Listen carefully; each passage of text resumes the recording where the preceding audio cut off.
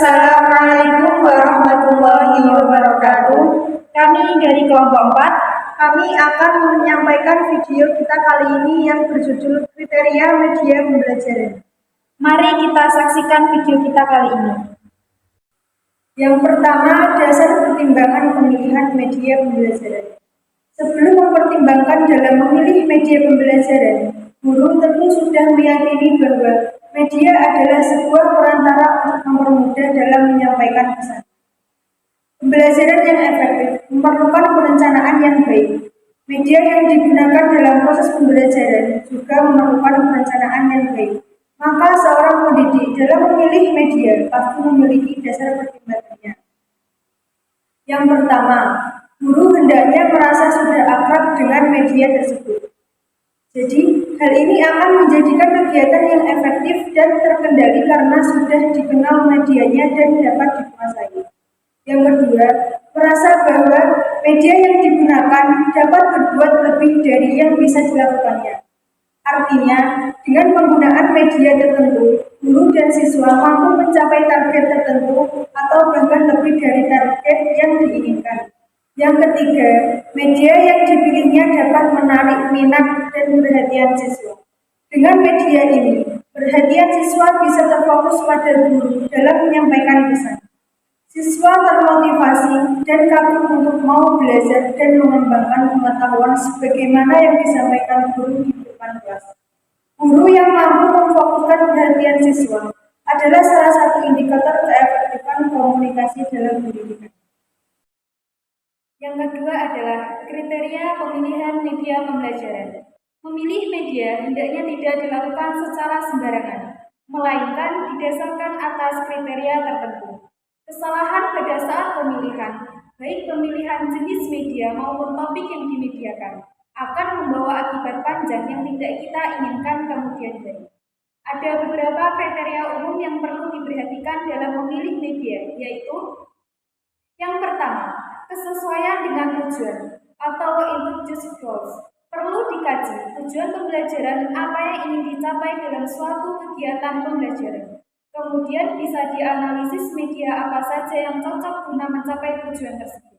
Dan yang kedua, kesesuaian dengan materi pembelajaran, yaitu bahan atau kajian apa yang diajarkan pada program pembelajaran tersebut. Pertimbangan lainnya dari bahan atau pokok bahasan tersebut sampai sejauh mana keadaan yang harus dicapai. Dengan demikian, kita bisa mempertimbangkan media apa yang sesuai dengan menyampaikan bahan tersebut. Dan yang ketiga, kesesuaian dengan karakteristik pembelajaran atau peserta didik. Dalam hal ini, media haruslah familiar dengan karakteristik peserta didik atau pendidik, yaitu mengkaji sifat-sifat dan ciri-ciri media yang akan digunakan. Hal lainnya, karakteristik peserta didik, baik secara kuantitatif atau jumlah, ataupun kualitatif atau kualitas ciri dan kebiasaan lain dari peserta didik terhadap media yang akan digunakan. Dan yang keempat, kesesuaian dengan teori. Pemilihan media ini harus didasarkan atas kesesuaian dengan teori. Media yang dipilih bukan karena fanatisme pendidik terhadap suatu media yang dianggap paling bagus, namun didasarkan atas teori yang diangkat dari penelitian dan riset sehingga telah teruji validitasnya. Pemilihan media harus merupakan bagian integral dari keseluruhan proses pembelajaran yang fungsinya untuk meningkatkan efisiensi dan efektivitas pembelajaran. Dan yang kelima, kesesuaian dengan gaya belajar peserta didik. Kriteria ini didasarkan atas kondisi psikologis peserta didik, bahwa peserta didik belajar dipengaruhi pula oleh gaya belajar peserta didik, kesesuaian dengan kondisi lingkungan, fasilitas pendukung, dan waktu yang tersedia. Bagaimanapun bagusnya sebuah media, apabila tidak didukung oleh fasilitas waktu yang tersedia, maka kurang efektif. Yang terakhir, prosedur pemilihan media pembelajaran. Agar kegiatan belajar mengajar dapat berlangsung secara efektif dalam mewujudkan tujuan-tujuan yang ingin dicapai, diperlukan adanya dukungan media pembelajaran, baik itu media cetak, media elektronik, atau objek nyata.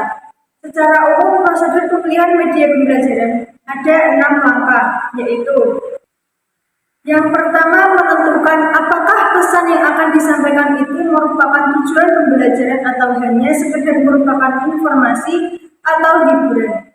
Yang kedua, menetapkan apakah media itu dirancang untuk keperluan pembelajaran atau instruksional atau alat bantu mengajar ataupun mengajar. Yang ketiga, menetapkan apakah dalam usaha mendorong kegiatan belajar akan digunakan strategi afektif, kognitif, ataupun psikomotorik. Yang keempat, menentukan media yang sesuai dari kelompok media yang cocok untuk strategi yang dipilih dengan mempertimbangkan ketentuan atau kriteria kebijakan fasilitas, kemampuan produksi, dan biaya. Yang kelima, mereview kembali kelemahan dan kelebihan media yang dipilih. Bila perlu, mengkaji kembali alternatif-alternatif yang ada. Kemudian yang terakhir, yaitu perencanaan, pengembangan, dan produksi media tersebut. Sekian video dari kami. Wassalamualaikum warahmatullahi wabarakatuh.